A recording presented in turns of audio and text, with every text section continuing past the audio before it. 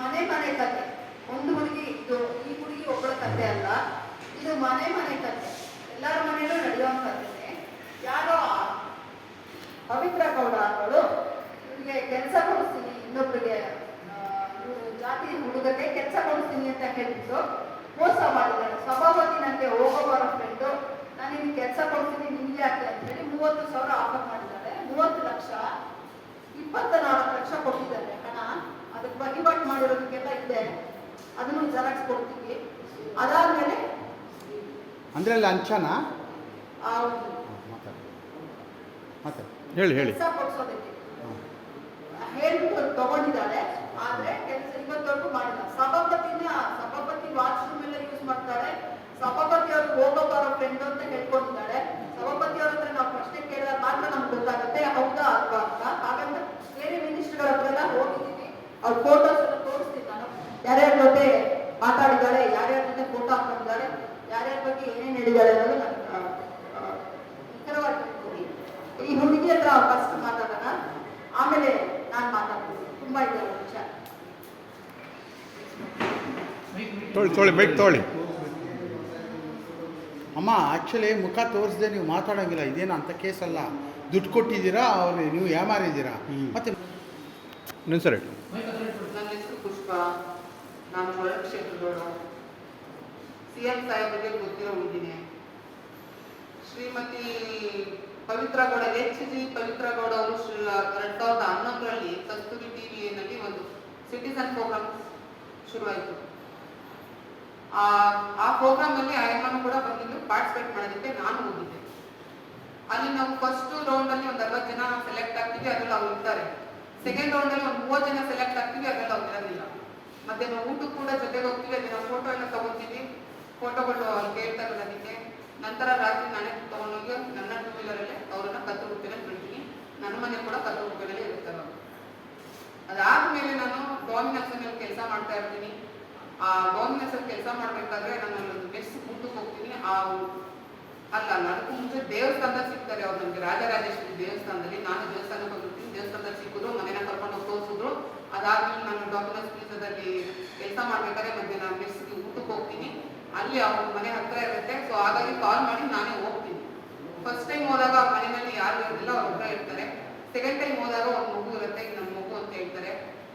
Third time ಆ ಮಗು ಜೊತೆ ನಾನು ಸ್ವಿಮ್ಮಿಂಗ್ ಎಲ್ಲ ಆಟ ಆಡಿದ್ರೆ ಬಂದೆ. ಆಮೇಲೆ ನನ್ನ ಕೆಲಸ ಬಿಟ್ಬಿಟ್ಟೆ, ಅದಷ್ಟೇ ಅವ್ರು. ಅದಾದ್ಮೇಲೆ 2016ರಲ್ಲಿ ಅವರು ಅವನು ಇಂಜಿನಿಯರ್ ಅಂತ ಹೇಳಿ ಒಬ್ಬರನ್ನ ಪರಿಚಯ ಮಾಡಿಸಿದ್ರು. ಅದಾದ ನಂತರ 2016ರಲ್ಲಿ ನನಗೆ ಪಾಪಣ್ಣವ್ರನ್ನ ಪರಿಚಯ ಮಾಡಿಸಿದ್ರು, ಗಂಡ ಅಂತ ಹೇಳಿ. ಅವಾಗ ನಮ್ಮ ಮದುವೆ ಆಗಿತ್ತು 2016ರಲ್ಲಿ. ನಮ್ಮ ಮನೆಯವ್ರನ್ನ ನನ್ನನ್ನು ಇಟ್ಕೊಂಡು ಊಟ ಕರಿತಾಳೆ ಮನೆಗೆ. ಬ್ರಿಗೇಡಲ್ಲಿ ಮನೆ ಇರುತ್ತೆ, ಮನೆ ಚೇಂಜ್ ಮಾಡಿಬಿಡ್ತಾಳೆ. ಫಸ್ಟ್ ಹೋಗಿದ್ದು ನಾನು ಶ್ರೀರಾಮ್ ಅಪಾರ್ಟ್ಮೆಂಟ್ಸ್. ಸೆಕೆಂಡ್ ಟೈಮ್ ಹೋಗೋದು ನಾನು 2016ರಲ್ಲಿ ಹೋಗೋದು ಬ್ರಿಗೇಡ್ ಹೋದಾಗ ನಮ್ಮ ಯಜಮಾನ್ರು ಕೇಳ್ತಾರೆ ಅವ್ರ ಯಜಮಾನ್ ಏನು ಕೆಲಸ ಮಾಡ್ತಾರೆ ಅಂತ. ನಮ್ಮ ಯಜಮಾನ್ರು ಕೂಡ ಟೂಲ್ಸ್ ಡಿಸೈನರು, ನಾನು ಏನಿದೆ ಇಂಜಿನಿಯರ್ ಅಂತ ಹೇಳ್ತೀನಿ. ಅಲ್ಲಿ ಹೋದ ತಕ್ಷಣ ಪಾಪಣ್ಣವರು ಯೂನಿಫಾರ್ಮ್ ಹಾಕೊಂಡು ರೂಮಲ್ಲಿ ಅವರಿಬ್ರು ಏನೋ ಇದು ಮಾಡೋದನ್ನ ನನ್ನ ಗಂಡ ಅಬ್ಸರ್ವ್ ಮಾಡ್ತಾರೆ. ಮಾಡ್ಬಿಟ್ಟು ನನಗೆ ಸರಿಯಾಗಿ ಕ್ಲಾಸ್ ತಗೋತಾನಲ್ಲಿ. ಊಟ ಮಾಡೋಕ್ಕೆ ಕೂಡ ನನಗೆ ಸರಿಯಾಗಿ ಬಿಟ್ಟಿಲ್ಲ. ಇನ್ನೊಂದು ಇಂಜಿನಿಯರ್ ಅಂತ ಆಯಪ್ಪ ನಮಗೆ ಪೊಲೀಸು ಅಂತ. ನಾವು ಅಲ್ಲಿ ಆ್ಯಕ್ಚುಲಿ ಸ್ಟೇ ಆಗಿ ಹೋಗ್ತೀವಿ ನೈಟು, ನಾವು ಸ್ಟೇ ಆಗಲ್ಲ. ನನ್ನ ಗಂಡ ಜಗಳ ಮಾಡೋಕ್ಕೆ ಶುರು ಮಾಡ್ತಾನೆ, ನಾನು ಬಂದ್ಬಿಡ್ತೀವಿ ನಾವು. ಅದು ಲಾಸ್ಟ್ ಅಷ್ಟೇ, ಮತ್ತೆ ಸಿಗಕ್ಕೆ ಹೋಗಿಲ್ಲ ನಾನು. ಯಾಕಂದರೆ ನನ್ನ ಗಂಡ ಚೆನ್ನಾಗಿ ಉಪ್ಪು ಹಾಕ್ತಾರೆ ನನಗೆ. ಅದಾದ್ಮೇಲೆ ಇವಾಗ ಹೊಸದಾಗಿ ನಮ್ಮ ಸಾಹೇಬರು ಬಂದ್ರಲ್ಲ, CM ಸಿದ್ದರಾಮಯ್ಯ CM ಆದಮೇಲೆ 22-23ರಲ್ಲಿ ಸಿಗ್ತಾರೆ. ಸಿಕ್ಕಿದ ನಂತರ ನಂಬರ್ ತಗೋತಾರೆ. ಯಾಕಂದರೆ ಫಸ್ಟ್ ನಂಬರ್ ಎಲ್ಲ ಚೇಂಜ್ ಆಗೋದಿರುತ್ತಲ್ವಾ. ನಂಬರ್ ತಗೊಂಡು ಸಿಗು ಪುಷ್ಪ ಮನೆಗೆ ಬಾ ಪುಷ್ಪ ಅಂತಾರೆ. ಬಟ್ ನಾನು ಹೋಗಿರಲ್ಲ, ಯಾಕಂದರೆ ನಮಗೂ ಕೆಲಸ ಕಾರ್ಯಗಳಿತ್ತು, ನನಗೆ ಚಿಕ್ಕ ಚಿಕ್ಕ ಮಕ್ಕಳಿದ್ದಾರೆ, ಬಿಸಿ ಇದೆ. ಮತ್ತೆ ಇನ್ನೊಂದ್ಸತಿ ಬರ್ತಾರೆ. ಬಂದಾದ್ಮೇಲೆ ಆ ಕೆಲಸ ಮಾಡಿಸ್ತೀನಿ, ಈ ಕೆಲಸ ಮಾಡಿಸ್ತೀನಿ, ನಂಗೆ ಅವ್ರು ಗೊತ್ತು ಇವ್ರು ಗೊತ್ತು ಅಂತ ಫೋಟೋಗಳನ್ನ ತೋರ್ಸಕ್ಕೆ ಶುರು ಮಾಡ್ತೀನಿ. ಎಲ್ಲ ಫೋಟೋಸ್ ಇದೆ, ನಾನು ನಿಮ್ಗೆ ಕೊಡ್ತೀನಿ. DK ಶಿವಕುಮಾರ್ ಅವ್ರ ಜೊತೆಲಿದೆ, ಸುರೇಶ್ ಅವ್ರ ಜೊತೆಲಿದೆ, ಬೇರೆ ಸುರೇಶ್ ಅವ್ರ ಜೊತೆಲಿದೆ, ಅಧ್ಯಕ್ಷ ಅವ್ರ ಜೊತೆಲಿದೆ, ಎಲ್ಲರ ಜೊತೆ ಇರೋದನ್ನು ತೋರಿಸ್ತಾಳೆ. ತೋರ್ಸಾದ್ಮೇಲೆ ನಾನೇನು ಅಷ್ಟು ಅದನ್ನ ಇದು ಮಾಡಲ್ಲ. ಆಮೇಲೆ ನಮಗೆ ಇವ್ರು ಯೂಟಿಕ್ ಆದವರು ನನ್ನ ಫ್ರೆಂಡು ಅಂತ ಹೇಳ್ಬಿಟ್ಟು ಅದು ಯಾರು ಮೆಸೇಜ್ಗಳನ್ನ ತೋರಿಸ್ತಾರೋ, ನನಗೆ ಮೆಸೇಜ್ ಮಾಡ್ತಾರೆ, ಫೋನ್ ಮಾಡ್ತಾರೆ ಅಂತ. ಬಟ್ ಅದು ಅವರೇನೇ ಏನೋ ನನಗೆ ಗೊತ್ತಿಲ್ಲ. ಯಾಕಂದ್ರೆ ಅವ್ರ ಫೋಟೋ ಇತ್ತು, ತೋರಿಸಿದ್ದು ನಿಜ ನನಗೆ. ಅದಾದ್ಮೇಲೆ ನಮ್ಮ ಊರಿಂದ ಒಬ್ಬರು ಬರ್ತಾರೆ, ಸಾಹೇಬರು ನೋಡಬೇಕು. ಸಾಹೇಬರು ಸಿಗಲ್ಲ, ಫುಲ್ ಬಿಸಿ ಇರ್ತಾರೆ. ಪಾಪ ಬೇಜಾರು ಮಾಡ್ಕೊತಾಳೆ. ಅಯ್ಯೋ ನಾನು ಅಷ್ಟು ದಿವಸದಿಂದ ಗೊತ್ತಾಗ ನನ್ನ ಮಗಿಗೆ ಒಂದು ಕೆಲಸ ಬೇಕು ಅಂತ. ಆ ಸೇಮ್ ಟೈಮ್ ಇವ್ರು ಬರ್ತಾರೆ ಅಲ್ಲಿಗೆ. ಬಂದ ತಕ್ಷಣ ಅಯ್ಯೋ ಅಷ್ಟೇ ತಾನೇ ಪುಷ್ಪ, ನಾನು ಮಾಡಿಸ್ಕೊಡ್ತೀನಿವಾ ಕಾದರ್ ಸಾಹೇಬ್ರಿಗೆ ಹೇಳ್ಬಿಟ್ಟು, ನನಗೆ ಅವ್ರ ಫ್ರೆಂಡ್ ಅಲ್ವಾ, ಹಂಗೆ ಹಿಂಗೆ ಅಂತ ಆ ಎಮ್ಮನ ಮುಂದೆನೇ ಹೇಳ್ಬಿಡ್ತಾರೆ. ಆ ಎಮ್ಮ ಹಿಡ್ಕೊಂಡು ಇವರೆಲ್ಲ ಗೊತ್ತಿದ್ದು ನೀವು ಮಾಡಿಸ್ಕೊಡ್ತಾ ಇಲ್ವಲ್ಲ ನನಗೆ, ಅದಕ್ಕೆ ನೀವು ಹೊಟ್ಟವಲಿನ ಹಂಗೆ ಹಿಂಗೆ. ಅದಾದ ನಂತರ ನಾನೇನು ಮಾಡ್ತೀನಿ, ಅಮ್ಮ ದುಡ್ಡು ಕೊಡ್ಬೇಕಲ್ಲಮ್ಮ, ಸುಮ್ಮನೆ ಕೆಲಸ ಆಗೋದಿಲ್ಲ ಅಂದಾಗ, ಪರವಾಗಿಲ್ಲ ನಾನು ಒಂದು ಜಮೀನು ಮಾಡ್ಬಿಟ್ಟೆ ನನ್ನ ಮಗನ ನನಗೆ ಕೆಲಸ ಕೊಡಿಸಿ ಅಂತ ಅವ್ರಂತಾರೆ. ಹಂಗಂದಾದ್ಮೇಲೆ ಆ ಎಮ್ಮ ನನ್ನ ಬಿಡಲ್ಲ, ಅವ್ರ ಎಮ್ಮನ್ನು ಬಿಡ್ತಾರೆ, ಈ ಎಮ್ಮನ್ನು ಬಿಡ್ತಿಲ್ಲ, ಮಧ್ಯದಲ್ಲಿ ನಾನು ಸಿಗಾಕೊಂಡಿದ್ದೀನಿ. ಹೇಳವ ಕೆಲಸ ಕೊಡ್ಸಕ್ಕೆ, ಹೇಳವ ನಾನು ಕಾಸು ರೆಡಿ ಮಾಡ್ಕೊತೀನಿ ಅಂತಾರೆ. ಇವ್ರಿಗೆ ಹೇಳಿ ಒಂದೇ ಸತಿ ಕೇಳಿದ್ದಕ್ಕೆ ಅವ್ರು ಮೆಸೇಜ್ ಹಾಕಿದ್ದಾರೆ. ಅವರು ನಮ್ಮ ಅಪ್ಲಿಕೇಶನ್ ಹಾಕಿರ್ತೀನಿ, ಅದನ್ನೆಲ್ಲ ಕಳ್ಸಕ್ಕೆ ಹೇಳ್ತಾರೆ. ಒಂದು ಸತಿ ಎಲ್ಲ 2 ಸತಿ ಕಳ್ಸಿದ್ದೀನಿ. ಕಳ್ಸಿದ್ದಾದ್ಮೇಲೆ ಅವರು ಸ್ವಲ್ಪ ದಿವಸ ಆದ್ಮೇಲೆ ದುಡ್ಡು ಕೇಳ್ತಾರೆ, ಅದು ಮೆಸೇಜ್ ಇದೆ ನನ್ನ ಹತ್ರ. ಆದ್ರೆ ತುಂಬಾ ಬುದ್ಧಿವಂತೆ ಪವಿತ್ರ ಗೌಡವರು ಯಾವಾಗಲೂ ವಾಟ್ಸಪ್ ಕಾಲೇ ಮಾಡೋರು, ಅದು ಕೂಡ ನನ್ನ ಹತ್ರ ಇದೆ. ಆದ್ರೆ ಈಗ 3 ತಿಂಗಳದ್ದು ನನ್ನ ಹತ್ರ ಇಲ್ಲ. ಜನವರಿಯಿಂದ ನನ್ನ ಹತ್ರ ಯಾಕಿಲ್ಲ ಅಂತಂದ್ರೆ, ಇದು ಹೊಸ ಫೋನ್ ತಗೊಂಡೆ. ಅದನ್ನು ಮುಂದೆ ಹೇಳ್ತೀನಿ ಯಾಕೆ ಫೋನ್ ಇದು ಮಾಡೋದು ಅಂತ. ಆ ಕೆಲಸದಾದ್ಮೇಲೆ ಅವ್ರೇನ್ ಮಾಡ್ತಾರೆ, ಅರ್ಜೆಂಟಾಗಿ ದುಡ್ಡು ಬೇಕೇ ಬೇಕು ಅಂತ ಹೇಳೋದು. ಇಷ್ಟು ಹಾಕ್ಬೇಕು, ಇಲ್ಲ ಅಂತಂದ್ರೆ ದುಡ್ಡು ಕೊಟ್ಟಿಲ್ಲ ಅಂದ್ರೆ ಆಗಲ್ಲ ಪುಷ್ಪ ಅಂತ. ನಾನು ಅವ್ರು ಫೋನ್ ಮಾಡಿ ಹೇಳ್ತೀನಿ. ಅವ್ರು ಒಡವೆ ಇಟ್ಟಿದ್ದಾರೆ ಮೇಘಲ್ಪುರದ ಬ್ಯಾಂಕ್ ಅಲ್ಲಿ. ವರ್ಣ ಬರುತ್ತೆ, ಮೇಘಲ್ಪುರ ಅಂತ ಬರುತ್ತೆ, ನಮ್ದು ಮೈಸೂರು ಜಿಲ್ಲೆ ನರಸೀಪುರ ತಾಲೂಕು. ಅಲ್ಲಿ ಮೇಘಲ್ಪುರದಲ್ಲಿ ಒಂದು ಬ್ಯಾಂಕಲ್ಲಿ 9 ಲಕ್ಷ ಚಿಲ್ಲರೆಗೆ ಅವ್ರಮ್ಮ ಒಡವೆ ಇಟ್ಬಿಟ್ಟು ನನಗೆ ದುಡ್ಡು ಇದು ಮಾಡ್ತಾರೆ. ನಾನು ಇವ್ರಿಗೆ ಮೆಸೇಜ್ ಹಾಕಿದ್ದೀನಿ, ಆಂಟಿ ಕಳಿಸಿ ನಿಮ್ದು ಬ್ಯಾಂಕ್ ಡೀಟೇಲ್ಸ್ನ, ನಾನು ಅವ್ರ ಬ್ಯಾಂಕಿಂದ ನಿಮ್ಗೆ ಬ್ಯಾಂಕ್ ಹಾಕಿಸ್ಬಿಡ್ತೀನಿ ಅಂತ. ಅದಕ್ಕಾಗಿ ಒಪ್ಕೊಳ್ಳಲ್ಲ. ನಂದು ಏನೋ ಐಟಿ ಐತೆ, ಅದೈತೆ ನಿಮಗೆ ಗೊತ್ತಿಲ್ವ ಪುಷ್ಪ, ನಮ್ದು ಬಿಸ್ನೆಸ್ ಎಲ್ಲ ಜಾಸ್ತಿ ಇದೆ, ಅದನ್ನು ಟ್ಯಾಕ್ಸ್ ಮೇಲೆ ಹುಡ್ಕೊಬಿಡ್ತಾರೆ ಹಂಗೆ ಹಿಂಗೆ ಅಂದಾಗ, ಹೌದಲ್ಲ ನನಗೂ ಅನ್ನಿಸ್ತು, ಹೌದಲ್ವ ಜಾಸ್ತಿ ವಹಿವಾಟು ಮಾಡಿದ್ರೆ ನಮ್ಗೆ ಕ್ವಶನ್ಗಳು ಕೇಳ್ತಾರೆ, ಲೆಟರ್ಗಳೆಲ್ಲ ಬರ್ತಾರೆ ಅಂದ್ಬಿಟ್ಟು ಮುಂದೆ ನಾನೇನ್ ಮಾಡ್ತೀನಿ, ನನ್ನ ಹತ್ರ ಸ್ವಲ್ಪ ದುಡ್ಡಿರುತ್ತೆ, ಅದನ್ನ ಡ್ರಾ ಮಾಡಿ ತಗೊಂಡೋಗಿ ಫಸ್ಟ್ 5 ಲಕ್ಷ ಕೊಡ್ತೀನಿ ಅವ್ರು ತಂದು ಕೊಡಕ್ಕೂ ಮುಂಚೆ. ಅವತ್ತೊಂದು ದಿನನೇ ಆ ಅಮ್ಮ ತಗೊಂಡ್ಬರ್ತಾರೆ. 15ನೇ ತಾರೀಕು ಡೇಟ್ ಬಂದು ಸ್ವಲ್ಪ ನೋಡ್ಬಿಟ್ಟೆ ಹೇಳಕ್ಕಾಗೋದು. 15ನೇ ತಾರೀಕು ಒಡವೆ ಇರ್ತಾರೆ ಮಾರ್ಚಲ್ಲಿ. 14ನೇ ತಾರೀಕಿಗೆ ಬರ್ತಾರೆ ಬಸ್ ಹತ್ಕೊಂಡು. 17ನೇ ತಾರೀಕು 5 ಲಕ್ಷ RTGS ಮಾಡಿ ನಾನು ತುಂಬಾ ಅರ್ಜೆಂಟ್ ಫೋನ್ ಮಾಡಕ್ ಶುರು ಮಾಡ್ಬಿಟ್ಲು. ಆಂಟಿ ಅಟೆಂಡ್ ಮಾಡಿದ್ರೆ ನನಗೆ ತಂದು ಕೊಡಕ್ಕಾಗಲ್ಲ, ನನ್ನ ಕೆಲಸ ಇದೆ, ನೀನು ಆ ನಂಬರ್ ಕೊಟ್ಟರೆ ನಾನು RTGS ಮಾಡ್ತೀನಿ ಅಂತ ಮಾಡಿದೆ. SBI ಮಾಡ್ತೀನಿ 5 ಲಕ್ಷ. ಅದೇ 5 ಲಕ್ಷನ ಸಾಯಂಕಾಲ ಅವ್ರೊಬ್ಬರನ್ನ ಕರ್ಕೊಂಡು ಹೋಗ್ಬಿಟ್ಟು ಅವ್ರ ಮನೆಗೆ 5 ಲಕ್ಷ ಕೊಡ್ತೀನಿ. ಟೋಟಲ್ ನಾನು 8 ಲಕ್ಷ ಚಿಲ್ಲರೆ, 7 ಲಕ್ಷ ಚಿಲ್ಲರೆ, 8 ಲಕ್ಷ ಅನ್ಕೊಳ್ಳಿ, ಅದನ್ನ ಟ್ರಾನ್ಸ್ಫರ್ ಮಾಡ್ತೀನಿ. ಮಿಕ್ಕಿದ್ದೆಲ್ಲ ಹಣನ ನಾನು ತಗೊಂಡೋಗಿ ಕ್ಯಾಶೇ ಕೊಡ್ತಿದ್ದೀನಿ ಅವನಿಗೆ. ಅದಾದ ನಂತರ ಇಲ್ಲೊಂದೇನೋ ಒಂದು ಗಂಡನ ನಡೆಯುತ್ತೆ, ಕೆಲವು ವಿಷಯನ ಹೇಳಕ್ ಆಗ್ತಾ ಇಲ್ಲ ನನಗೂ ಕೂಡ. ಯಾಕೆ ಮುಖ ಮುಚ್ಕೊಂಡಿದ್ದೀನಿ ಅಂತ ಹೇಳ್ತಾ ಇದ್ರಲ್ಲ, ನನಗೆ ಜೀವ ಬೆದರಿಕೆ ಇದೆ, ಅದನ್ನ ಹೇಳ್ತೀನಿ. ಕೆಲವರು ಹೆಸರು ನನಗೆ ಹೇಳಕ್ ಆಗ್ತಿಲ್ಲ, ಅದಕ್ಕೆ ನನ್ನ ಮುಖ ಮುಚ್ಕೊಂಡಿದ್ದೀನಿ. ನಾನೇನು ಸುಳ್ಳು ಕಳ್ತನ ಆಗ ಮಾಡಿಲ್ಲ ನಾನು. ಅದಾದ್ಮೇಲೆ ಅದೊಂದ್ ಕಡೆ ಸಿಕ್ಕಿದ್ಮೇಲೆ ನಾನು ಯಾವಾಗ ದುಡ್ಡು ಕೇಳಕ್ ಶುರು ಮಾಡ್ತೀನಿ, ಫಸ್ಟ್ ಅವ್ರ ಕರೆಕ್ಟಾಗಿ ಹೇಳ್ತಾರೆ ಅದೊಂದು ಕೇಸ್ ಆಗಿರುತ್ತೆ, ಯಾವುದು ಈ ಗ್ರೂಪ್ನ ಕೇಸ್ ಆಗಿರುತ್ತೆ ವಿಧಾನಸೌಧದಲ್ಲಿ. ಅದನ್ನ ಹೇಳ್ತಾರೆ ಕೇಸ್ ಮುಗಿತು ಪುಷ್ಪ, ನಿನ್ ಕೆಲಸ ಆಗುತ್ತೆ ಅವ್ರಿಬ್ರದ್ದು ಅಂತ. ಅದಕ್ಕೂ ನಾನು ಮೆಸೇಜ್ ಮಾಡಿದ್ದಾರೆ, ನಾನು ಮಾಡಿದ ತಕ್ಷಣ ಫೈನಲ್ ಆಗಿದೆ ಇಬ್ಬರದು ಅಂದ್ಬಿಟ್ಟು ತೋರಿಸ್ತೀನಿ ನಿಮಗೆ. ನಾನು ಇವತ್ತು ಹೇಳ್ತಾ ಇರೋದು ಯಾವುದು ಸುಳ್ಳಲ್ಲ, ಸುಳ್ಳು ಹೇಳೋದಕ್ಕೆ ಏನೂ ಆಗಬೇಕಾಗಿಲ್ಲ. ನನಗೂ ಕೆಲಸ ಅದಕ್ಕೋಸ್ಕರ ಮುಖ ಮುಚ್ಕೊಂಡೇ ಇರ್ತಿದ್ದೀನಿ. ಮುಂದಿನ ದಿನಗಳಲ್ಲಿ ನಾನು ಮುಖ ತೆಗೆದ್ರೆ ಅವ್ರ ಮನೆಯಲ್ಲಿ ಯಾರು ಜೀವಂತವಾಗಿರಲ್ಲ, ಅಷ್ಟು ಕಚಡ ಕೆಲಸಗಳನ್ನ ಮಾಡಿದ್ದಾರೆ.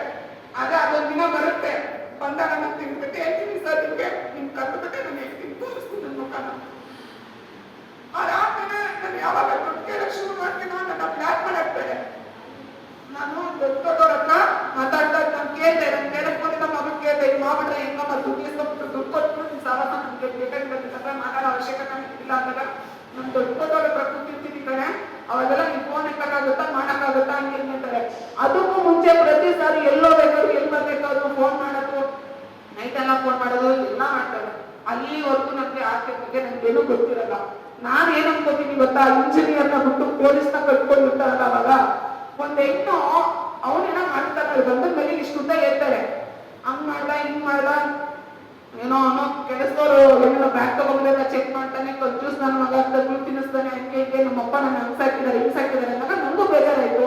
ಅಯ್ಯೋ ಓಡಾಡ್ತಾನೆ ಬಿಟ್ಟಾಕಂತಿ ಅಂತ ನಾನು ಸುಮ್ಮನಾಗಿದ್ದೆ. ಬಾಬಣ್ಣನ ವಿಷಯದಲ್ಲಿ ಏನೇನೋ ಆದಾಗ ನಾನು ಅಯ್ಯೋ ಹೋಲಿ ಬಿಡು, ಒಂದೇನು ಗಂಡಸು ಮಾತ್ರ ಮಾಡ್ಬೋದು, ಹೆಂಗಸು ಮಾಡಬಾರ್ದು ಅನ್ಕೊಂಡು ನಾನು ಸುಮ್ಮನಾಗಿದ್ದೆ. ಅದಾದ್ಮೇಲೆ ಇವಾಗ ದುಡ್ಡು ಕಡೆ ಸಿಗ್ತಾರೆ, ನಾನು ಫೋನ್ ಬ್ಲಾಕ್ ಮಾಡತ್ತಾಳೆ, ಬ್ಲಾಕ್ ಮಾಡಿ ಹಾಕ್ತಿದೆ. ಏನ್ ಮಾಡ್ತಾರೆ, ಡಿಫೆಂಡರ್ ಕಾರ್ ತಗೋತಾರೆ. ನನಗೆ ಅವ್ರಿಗೆ 14 ಲಕ್ಷ ದುಡ್ಡು ಕೊಡಕ್ ಆಗಲ್ಲ, ಡಿಫೆಂಡರ್ ಕಾರ್ ತಗೋತಾರಲ್ಲ ಅಂದ್ಬಿಟ್ಟು ನಾನೇನ್ ಮಾಡ್ತೀನಿ, ನನಗೆ ಕೋಪ ಬರುತ್ತೆ. ಅಲ್ಲೋಗಿ ನಿಂತ್ಕೊಂಡು ಅಲ್ಲೊಬ್ರಿಗೆ ಹೇಳಕ್ ಹೋಗ್ತಿತ್ತು ದೊಡ್ಡವ್ರಿಗೆ, ಈ ಮುಂದೆ ನಂಬೇಡ, ಈ ಮುಂದೆ ಈಗ ಮಾಡ್ತಾರೆ ಅಂತ. ಅವ್ರಂತಾರೆ ಸೋಮವಾರ ಬಂದು ಹೇಳಮ್ಮ ಅಂದ್ಬಿಟ್ಟು ಅವ್ರು ಹೋಗ್ತಾರೆ. ಶನಿವಾರ ನಾನು ಹೇಳಕ್ ಹೋಗ್ತೀನಿ. ಅದ್ ಹೇಳಿದ ತಕ್ಷಣ ಏನ್ ಮಾಡ್ತಾರೆ, ಅಲ್ಲಿ ಇನ್ನೊಬ್ರು ನಾನು ಏನ್ ಮಾಡ್ತೀನಿ, ಕಾನ್ವರ್ಸೇಷನ್ ಇತ್ತಲ್ಲ ಅಲ್ಲಿ ನಮ್ಮ ಕಡೆಯವ್ರು ಇರ್ತಾರ, ಹಿಂಗೆಲ್ಲ ಮಾಡೋಡೆ ಮುಂದೆ ಅಂತ ಅಂದ್ಬಿಟ್ಟೆಲ್ಲ ತೋರಿಸ್ತಾ ಇದ್ದಾಗ ಅವ್ನು ಏನ್ ಮಾಡ್ಬಿಟ್ಟಿದ್ದಾನೆ, 500,000 ಕೊಡ್ತಾ ಇದ್ದಾನೆ. ಅವರು ಫೋನ್ ಮಾಡಿ ಡೀಟೇಲ್ಸ್ ಹೇಳ್ತಿದ್ದಾನೆ, ನಿಮ್ ಫೋನಲ್ಲೆಲ್ಲ ಇದೆ ಮೇಡಮ್ ಅವರೇ, ವಾಟ್ಸಪ್ ಅಲ್ಲಿ ಹಂಗೆ ಹಿಂಗೆ ಅಂತ. ಸರಿ, ಅವಳು 10 ಸತಿ ಫೋನ್ ಮಾಡ್ತಾಳೆ. 15 ನಿಮಿಷಕ್ಕೆ ಮನೆ ಕರೆಸ್ತಾಳೆ. ಮನೆ ಕರೆದ ತಕ್ಷಣ ಹೋದ ತಕ್ಷಣನೇ ಅವಳು ಫೋನ್ ಮಾಡಿ ಮಾತಾಡಿರೋ ವಾಯ್ಸ್ ರೆಕಾರ್ಡಿಂಗು ನನ್ನ ಹತ್ರ ಇದೆ. ಯಾಕಂದ್ರೆ ಅವಳು 10 ಸತಿ ಫೋನ್ ಮಾಡ್ಲು, 1 ತಿಂಗಳಿಂದ ನನ್ನ ಬ್ಲಾಕ್ ಮಾಡಿದ್ಲು, ಮೆಸೇಜ್ ಮಾಡಿದ್ರೆ ರಿಪ್ಲೈ ಮಾಡ್ತಾ ಇರಲಿಲ್ಲ. 10 ಸತಿ ಫೋನ್ ಮಾಡಿದ ತಕ್ಷಣ ನಂಗೆ ಗೊತ್ತಾಯ್ತು ಈ ವಿಷಯ ಅವ್ರಿಗೆ ಗೊತ್ತಾಗಿದೆ ಅಂತ. ನಾನೇ ಅನ್ಕೊಂಡೆ ಈ ವಿಷಯ ಗೊತ್ತಾಯ್ತು, ನಮ್ಗೆ ದುಡ್ಡು ಕೊಟ್ಬಿಡ್ತಾಳೆ, ಪಾಪ ಬಡವ್ರು ದುಡ್ಡು ಕೊಟ್ಬೇಡ ಅಂದ್ಬಿಟ್ಟು.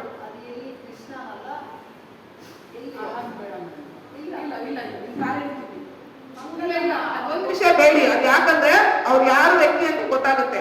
ಈಗ ಆಲ್ರೆಡಿ ಅವ್ರ ನನ್ನ ಹತ್ರ ಮಾತಾಡ್ತಾ ಇಲ್ಲ, ಅವ್ರೆಲ್ಲ ನನ್ ಚೆನ್ನಾಗಿ ಮುಗಿದು ಉಪ್ಪಾಕಿದ್ದಾರೆ. ನಿನ್ ಇದಕ್ಕೆ ನಮ್ಮನ್ನ ಯಾಕೆ ಕೇಳಿದ್ಯಾ ಅಂದ್ಬಿಟ್ಟು. ಅದಾದ್ಮೇಲೆ ಮನೆ ಕರೀತಾಳೆ. ಮನೆಗೆ ಹೋದ ತಕ್ಷಣ ಈ ಫೋನ್ ಕಿತ್ಕೋತಾಳೆ. ಫೋನ್ ಇದು ಹೊಸ ಫೋನು, ನನ್ನ ನವೆಂಬರ್ ತಗೊಂಡ ಫೋನ್ ಇದು ತಗೊಂಡ್ ಹೊಸ ಫೋನ ಅನ್ಕೊಂಡು ಕಿತ್ಕೊಂಡ ತಕ್ಷಣ ಓಪನ್ ಮಾಡಿಲಿ, ನನ್ನ ಹೆಸರು ಏನ್ ಹಾಕೊಂಡಿದ್ಯಾ ನೋಡ್ತೀನಿ ಅಂತಾಳೆ. ಓಪನ್ ಮಾಡಿ ನಾನು ಓಪನ್ ಮಾಡಕ್ಕೂ ಅವಳು ಕಟೆ ಮಾಡಕ್ಕೂ ಸೇಮ್ ಬರುತ್ತೆ. ಪವಿತ್ರಗೌಡ ಜಾಸ್ತಿ, ನಾನು ಕನ್ನಡದಲ್ಲಿ ಪವಿತ್ರಗೌಡ ಅಂತ ಹಾಕೊಳ್ತೀನಿ. ನಮ್ಗೆ ಫ್ರೆಂಡ್ಸ್ ಎಲ್ಲ ಪವಿತ್ರಗೌಡರು ಇದ್ದಾರಲ್ಲ, ಪವಿತ್ರ ಗೌಡರು ಅಂತ ನಾನು ಇರ್ತೀನಿ ಅಷ್ಟೇ. ಫೋನ್ ಕಿತ್ಕೊಂಡು ಅವ್ರ ಮಗ ಅಂತ ಹೇಳು ಹುಡುಗನ ಕೈ ಫೋನ್ ಕೊಟ್ಬಿಟ್ಟು ಎಲ್ಲ ಡಿಲೀಟ್ ಮಾಡಿಸಿ, ಏನೇ ಲೋಪರ್ ಮುಂದೆ ನೀನು ನನ್ನ ಲೆವೆಲ್ ಬರಕ್ಕಾಗುತ್ತೆ, ಏನೇ ಅನ್ಕೊಂಡಿದ್ಯಾ, ಏನೇ ಹೇಳ್ತೀಯಾ ಲೌಡಾನ ನೋಡ್ರೆ ಅಂತ ಇವ್ರುಗಳನ್ನ ನಮ್ಗೆ ಎಷ್ಟು ಜನ ಇರ್ತಿಲ್ವಿ ನನ್ನ ಕಾಲ್ ಕೆಳಗಡೆ. ಅಂತ ಮುಂದೆ ಇಂತ ಮುಂದೆ ಸೂಳೆ ಅಂತ 1,000 ಸತಿ ಹೇಳ್ತಾರೆ. ಅದನ್ನ ನನ್ನ ಕೈ ತಡ್ಕೊಳಕ್ಕಾಗಲ್ಲ. ಮರ್ಯಾದಿಂದ ಮಾತಾಡು ಅಂತ ಹೇಳ್ತೀನಿ. ಆಮೇಲೆ ನನ್ನಂದೆ 4-5 ಜನ ಅವ್ರು ಮುಟ್ಕೊಂಡು ನಾನು ಅವಾಗ ನಾನು ಏನ್ ಮಾಡ್ಬೇಕು, ನಾನು ಅವಾಗ್ಲೂ ಕೇಳ್ಕೊಂಡಿದ್ದು ಒಂದೇ ಮಾತು, ನಾನು ಅಂತಿ ನಮ್ಗೆ ದುಡ್ಡು ಕೊಟ್ಬಿಡು, ನಾನು ಒಪ್ಪಿರ್ತೀನಿ, ನಿಮ್ ಸವಸ ನನಗೆ ಬೇಡ ಅಂತ. ನನ್ಗೆ ಯಾವಾಗಲೂ ಒಂದ್ಸತಿ ಒಂದು ವಿಡಿಯೋ, ಒಂದು ವಾಯ್ಸ್ ಮೆಸೇಜ್ ಕಳ್ಸಿರ್ತೀನಿ ಅವಳಿಗೆ ನೈಟಲ್ಲಿ. ಅದನ್ನ ಇಟ್ಕೊಂಡು ಅವಾಗ್ಲೂ ಕೇಳ್ತಾಳೆ, ಏನು ಹಿಂಗೆಲ್ಲ ಕಳ್ಸಿದ್ಯೋ ಹಂಗೆ. ಅವಳು ನನಗೆ ಮನೆ ಕೊಡ್ತೀನಿ ಅಂತ ಹೇಳಿದ್ದು, ನನ್ನ ಮನೆ ಬೆಕ್ಕೆ ಅಂತ ಕೊಡ್ತೀನಿ ಅಂತ ಹೇಳಿದ್ದಕ್ಕೆ ಅವ್ಳಿಗೆ ಎಷ್ಟೋ ಕೆಲಸ ನಾನು ಮಾಡಿದ್ದೆ. ಯಾಕಂದ್ರೆ ಅವಳು MLC ಆಗ್ತೀನಿ ಅಂತ ಹೇಳಿದ್ದು. ಅವಾಗ ಅವಳು ಹೇಳೋದ್ ಕೆಲಸನೆಲ್ಲ ಮಾಡ್ತೀನಿ. PV ಶ್ರೀನಿವಾಸ್ದು ಒಂದು ಫೋಟೋ ಕಳ್ಸ್ಬಿಟ್ಟು ಇವ್ರ ಬಗ್ಗೆ ಇನ್ಫಾರ್ಮೇಶನ್ ತಗೊಂಡು ಇವ್ರು ಯಾರು ನಿಮ್ಗೆ ಗೊತ್ತಾ ಅಂತ ಕೇಳ್ತಾಳೆ. ನಂಗೆ ಗೊತ್ತಿಲ್ಲ ಅಂತೀನಿ. ಆವಾಗ PV ಶ್ರೀನಿವಾಸ್ ASI ಅಂತ ಅವಳೇ ಮೆಸೇಜ್ ಮಾಡ್ತಾಳೆ. ಅದು ನನ್ನ ವಾಟ್ಸಪ್ ಅಲ್ಲಿ ಇದೆ. ವಾಟ್ಸಪ್ ಅಲ್ಲಿ 3-4 ತಿಂಗಳದ್ದು ವಾಟ್ಸಪ್ ಇಲ್ಲ, ಮಿಕ್ಕಿದೆಲ್ಲ ವಾಟ್ಸಪ್ ಅಲ್ಲಿ. ಅವ್ರು ಡಿಲೀಟ್ ಮಾಡಿದ್ರು ಕೂಡ ನಾನು ಅದನ್ನ ಬ್ಯಾಕಪ್ ಗೂಗಲ್ ಅಂತ ಇತ್ತು, ಅದನ್ನ ಮಾಡ್ಕೊಂಡೆ. ನಾನು ಫೋನ್ ಅಂಗಡಿಗೆ ಹೋಗ್ಬಿಟ್ಟಿದ್ರೆ ಉಚ್ಕೊಂಡೆ, ನಂದೆಲ್ಲ ಬಂದಿರೋದು ಮಿಕ್ಕಿದ್ದಿಲ್ಲ. ಅದಿನ್ನ ಚೆನ್ನಾಗಿತ್ತೆ ಆಕ್ಚುಲಿ ಆ 3 ತಿಂಗಳದು. ಎಲ್ಲೋಗ್ತಾಳೆ, ಏನ್ ಮಾಡ್ತಾಳೆ ಅಂತೆಲ್ಲ. ಅದಾಗಕ್ಕೂ ಮುಂಚೆ ಏನ್ ಮಾಡೋದು ಅಂದ್ರೆ, ನಾನು ದುಡ್ಡು ಕೇಳಕ್ ಶುರು ಮಾಡಿದ್ಮೇಲೆ ಒಂದ್ಸತಿ ಮನೆ ಕರೀತಾಳೆ. ಮನೆ ಕರೆದ್ಬಿಟ್ಟು 4 ಜನ ಹುಡುಗಿ ಫೋಟೋ ತೋರಿಸ್ತಾಳೆ. ಅವರು ದೊಡ್ಡೋರಿದಾರಲ್ಲ, ಅದು ಪ್ರತಿಯೊಬ್ಬರ ಹೆಸರು ಹೇಳ್ತಾಳೆ. ಸ್ವಾಮಿ ನನ್ಗೆ ಅವ್ನು ಗೊತ್ತು, ಪ್ರತಿಯೊಬ್ಬರು ಅವ್ರ ಹತ್ರ ಬಂದು ಮನೆ ಕೊಡ್ತಾರೆ, ಇವುಗಳೆಲ್ಲ ಬರ್ತಾರೆ ಕಣೆ, ನಾನು ಹೇಳ್ದಂಗೆ ಕೇಳ್ತಾರೆ, ಎಲ್ಲರೂ ಹೇಳ್ತಾರೆ. ಅಲ್ಲ ಅವ್ರುಗಳು ನಾವು ಕೇಳಿದ್ರೆ ಇವ್ರು ಯಾರು ಗೊತ್ತಿಲ್ಲ ಅಂತಾರೆ, ಕೆಲವರು ಗೊತ್ತು ಅಂತಾರೆ. ಈಗ ಮಾಡಿದೀವಿ ಅಂದ ತಕ್ಷಣ ಪೊಲೀಸ್ ಸ್ಟೇಷನ್ ಕಂಪ್ಲೇಂಟ್ ಕೊಡಿ ಅಂತಾರೆ. ಆಮೇಲೆ ಲಾಸ್ಟ್ ಅಲ್ಲಿ ನಾನು CM ಹೋಗಿ ಹೇಳಿದಕ್ಕೇನೆ ನಂದು FIR ಆಗಿದ್ದು. ಮತ್ತೆ CCTV ಬಂದು ಒಪ್ಕೊಂಡು ಹೋಗಿ 1 ಲಕ್ಷ ಕೊಡ್ತೀನಿ ಅಂತ ಶ್ರೀ ಅಜಿಬಾಬು ಅವ್ರ ಹತ್ರ ಬರಲೇ ಇಲ್ಲ. ಅದು ದುಡ್ಡು ಕೊಟ್ಬಿಟ್ಟಿದ್ರೆ ಸತ್ಯೋಗು ನಾನು ಇಷ್ಟೆಲ್ಲ ನಾನು ಕೆತ್ತಕ್ಕೆ ಹೋಗ್ತಾ ಇರಲಿಲ್ಲ. ಆಮೇಲೆ ಅವ್ರ ಸ್ನೇಹಿತರು ಅವರು ಇವ್ರನ್ನೆಲ್ಲ ನಾನು ಕೇಳಿದಾಗ ನನಗೂ ಹಿಂಗ್ ಮಾಡಿದಾಳೆ ಪುಷ್ಪ, ನನಗೂ ಹಿಂಗ್ ಮಾಡಿದಾಳೆ ಪುಷ್ಪ ಅಂತ ಹೇಳ್ತಾರೆ. Thank you. ಮತ್ತ ಅದಷ್ಟೇ ಅಲ್ಲ, ಅವ್ರು ಯಾವ ಕೆಲಸನ ಮಾಡ್ತಾಳೆ, ಯಾವ ಬಿಸ್ನೆಸ್ ಇಲ್ಲ. ಅವ್ಳಿಗೆ ರೇಂಜ್ ಆಗಿರ್ತದಪ್ಪ. ಡಿಫೆಂಡರ್ ಕಾರ್ 80, ಅವಳು ಏನ್ ಬಿಸ್ನೆಸ್ ಮಾಡ್ತಾಳೆ. ನಾನು ಮೂಲತಃ ಹಾಸನದವಳು ಅಂತಾಳೆ. ಹಾಸನದಲ್ಲಿ ಎಲ್ಲಿ ಅವ್ರಪ್ಪ ನಮ್ಮಪ್ಪ ಪೊಲೀಸ್ ಓದ್ತಾಳೆ. ಪೊಲೀಸಲ್ಲಿ ಏನಾಗಿದ್ರು. ಅದಲ್ಲದೇನೆ ಕಮ್ಮಿ ಅಂದ್ರೂ 1 ಲಕ್ಷ ಜನಕ್ಕೆ ಈ ತರ ಮೋಸ ಮಾಡಿದ್ದಾಳೆ. ಆಮೇಲೆ ಇವಾಗ ನಂಗೆ ಆಗಲ್ಲಲ್ವಾ, ನನ್ ಮೇಲೆ ತಪ್ಪ ಹೇಳ್ಬಿಡೋದು. ಒಂದ್ ಹುಡುಗಿನ ಕೆಲ್ಸಕ್ಕೆ ಸೇರಿಸ್ತೆ, ಕೆಲಸ ಸೂಪರ್ ಮಾಡ್ತಾ ಇತ್ತು ಕೆಲ್ಸನ. ಅವ್ರೇನೋ ಬೈರತಿ ಸುರೇಶ್ ಅವ್ರು ಬಂದು ಮಾತಾಡಿಸ್ಬಿಟ್ರಂತೆ ಹುಡುಗಿನ. ಹುಡುಗಿನ ಏನೇ ನೀನು ಹಿಂಗೆಲ್ಲ ಮಾಡಿ ದೊಡ್ಡೊಳ ಕೊಡ್ಬೇಕು ಅಂತಿದ್ಯಾ, ಹಂಗೆ ಹಿಂಗೆ ಅಂತ ಬಾಯಿ ಬಂದಾಗ ಬೈತಾಳೆ. ಸೂರ್ಯ ಮುಂದೆ ಲೋಕ ಮುಂದೆ ಅಂತ. ಅವ್ರಿಗೆ ಕೆಲ್ಸಕ್ಕೆ ಹೋಗಲ್ಲ. ಒಂದ್ ಜೊತೆ ಏನೋ ಓಲೆ ಕೊಡ್ಸಿದಂತೆ ಕಿತ್ಕೋತಾಳೆ.